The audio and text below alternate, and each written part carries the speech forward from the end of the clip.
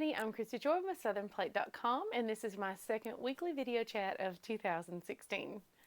Today we're just going to talk about what's coming up this week on Southern Plate, what I've got going on, and we're going to answer a really neat question from Kelly Stockman that she posted to me on Instagram.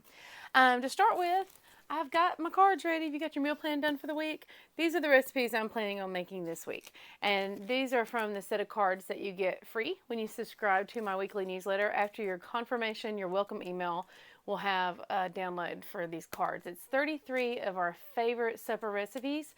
It includes our 2 all-time favorite desserts. One of those I'm actually making for us tonight. And if you've been subscribing for years, check your inbox. I sent them to subscribers twice to make sure they got them. So they are either in your inbox, your spam, or junk folder if you've been subscribing. A few people said they hadn't, several people said they hadn't received them, and in all cases I went back and looked and they just hadn't opened the email and it was in their junk folder. So you just got to go kind of look around and you'll be able to find it. And make sure you open your emails for me when all possible, because I'm going to start sending out a couple of additional cards at some point, surprise, during the month to add to your collection. They'll be just like these, so they'll all match. And that's just going to be a little bonus that I send out. It's going to be a one-time only. So if you miss this month's cards, if you don't open your email or you end up just overlooking that month, just hang in there because you'll get next month's cards. So they will only be sent out once. Keep posted and I'll surprise those whenever I send them to you. This week, Kelly presented a really neat question on my Instagram, which I'm Southern Plate on Instagram. She was really sweet, and she said that the more I watch your YouTube videos, the more you become my favorite to watch. And I thought, wow, how amazing. Because I think, I get in this rut and I don't do YouTube videos because I had to do my hair, I had to do my makeup. Today I didn't even bother taking my apron off.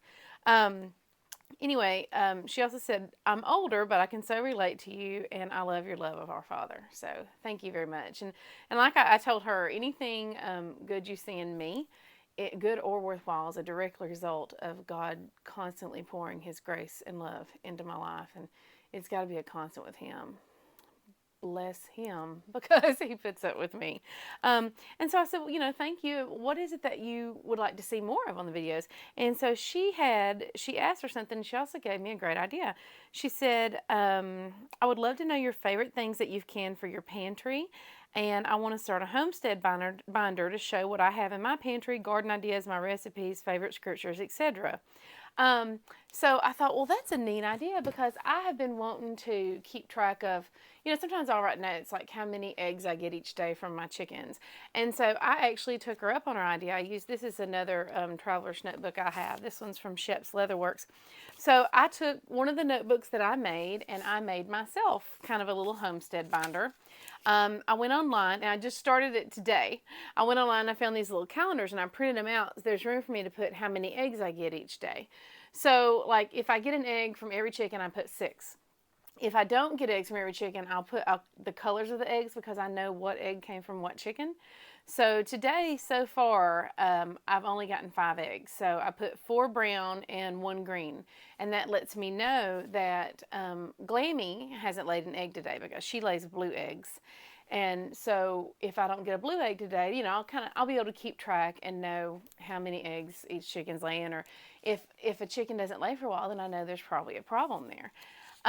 Or sometimes you can also watch if it's really nasty weather, very cold and rainy, my chickens don't like to lay that many eggs, and I'll only get maybe 4 a day. But they're really good about giving me 5 to 6 eggs every single day. I also went and I added a page. See, I'm just kind of going through.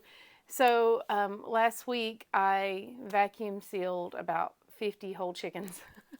So I wrote that down, and then I gave some chickens. Now I did not raise these chickens. I bought them already processed, just so you know. I have no problem with doing that though, but my 6 hens are just for laying. I'm going to need a lot more if I'm going to actually start, raising chickens for me. And I just don't have I'm not in a place where I can do that right now. We need to move. And then I gave some to my neighbors. So I wrote down how many chickens I gave to my neighbors. I cooked 4, so I wrote that down and everything. And then she had a great idea. She asked what things I love to can. So I thought, well, I would love to keep a record of how many things I can and when and everything. So I went ahead and wrote down what all I canned this past summer, and I estimated, because I remember pretty much generally how much I canned. Um, so, and then moving forward, I'll write exact amounts. Last summer, I canned about 50 pounds of tomatoes, about a dozen jars of salsa, half a dozen jars of strawberry lemonade concentrate, 2 to 3 dozen half pints of squash relish, garden relish, black-eyed peas, pintos, kidney beans, white beans, green beans. All those beans have to be pressure canned, of course. Peach butter and apple butter, green tomato relish. And she asked what my favorite things to can were. Peach butter is up there pretty high right now, which I don't have any to show you. It's in the fridge. We've given it all away or used it. I do have one jar left. Peach butter, apple butter. I try to always keep apple butter on hand. All these recipes are on Southern Plate. Another favorite was this strawberry lemonade concentrate. This is made with fresh strawberries and lemon juice, and you just add about 3 to 4 jars of water to it, and you make a pitcher, and you have fresh strawberry lemonade anytime. This is some of my salsa. I canned a whole bunch of salsa, and you'll notice that I don't have rings around here. That's how you safely that you safely store canned goods. Is you have the ring on there when you're canning it, but then when you put it up, you don't have the ring on there. That way, see, I can pick this up. You see, I'm holding this by the lid. This seal is intact. So I know that this is safe. I know that this is sealed and the seal has not been breached and this is safe to consume because I canned it properly and for the required amount of time. Now, if I had that ring on it and this seal is compromised in some way with that ring on it, and if it gets warm again, it could reseal. So it's been compromised, it's been breached, but I don't know that because it resealed. And so that's how you end up serving people things that are bad. So I don't store them with my rings on. Another thing I don't do is I don't store canned goods on top of one another for the same reason. If this seal is breached and it's got pressure on it, it'll probably reseal and I won't know that that's not safe. Garden relish, one of my favorite things. I love that. I just eat it out of the jar. And I'm the only one that eats relish in my house, but I make a lot of it because I just love to eat it year round. I love it. This is just tomatoes. And this is like the simplest thing to can. I have a video on YouTube walking you through the entire canning process of this. But there's nothing like fresh tomatoes. If you add fresh home canned tomatoes, if you add it to a soup or a stew, you can tell a difference in taste. Now, this is what I usually can my squash relish in. I do these little ones. These are like breakfast-sized jars for me, and I'll just eat a jar of squash relish. And I did can a good bit of green beans this year. These are fresh picked green beans. And then I was also going to show you, so I made a record of all those in there. I was going to show you some of my eggs. This is now, I don't store these in this basket. I put some in the basket to show y'all. I have like there's like a door cubby, a big one in my fridge, and that's what I put the eggs in. And I try to just kind of get them from the bottom when I go to use them. So this egg, this is from one of my favorites. This is from Fluffy Bottoms, my hen Fluffy Bottoms, and she gives me double yolkers a lot. This is a double yolker. And she lays every day. She's a real good layer. These two are either from Zeb or Boss. Both of them lay the same color egg. And this is from Red. And this is from Granny. Granny's eggs are kind of a mint or pale olive green. And this is Glenny. Her eggs are blue, but you can't tell. It's just kind of a faint blue. You almost need it to be up against the green to kind of see it's a faint blue. But those are some of my eggs. And then I had this out to show y'all, and I can't think of what I was going to tell you from this. Something I have going on this week. Oh, I was going to tell you what I've got coming up this week on Southern Plate.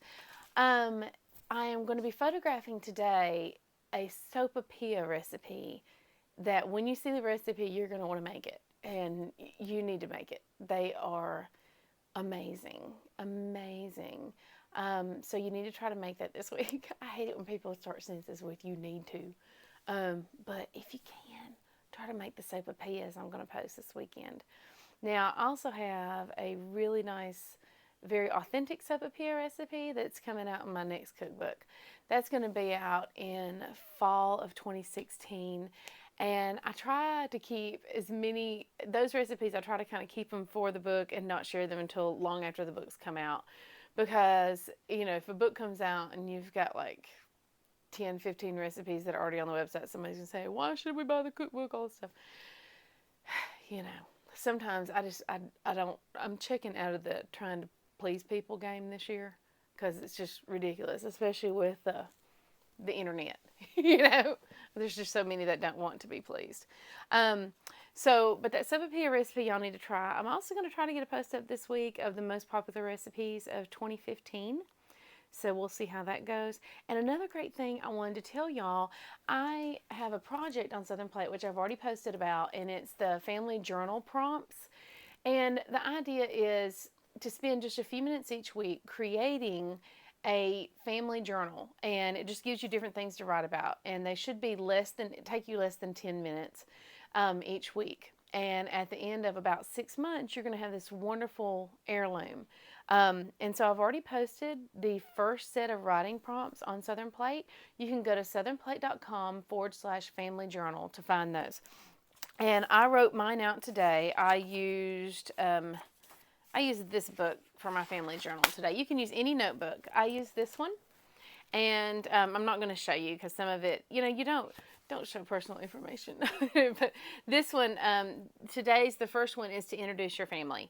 So I introduced everybody I told their full name, their date of birth, where they were born, the city and state, their occupations, you know, and that would be my husband and myself. I wrote our occupations down.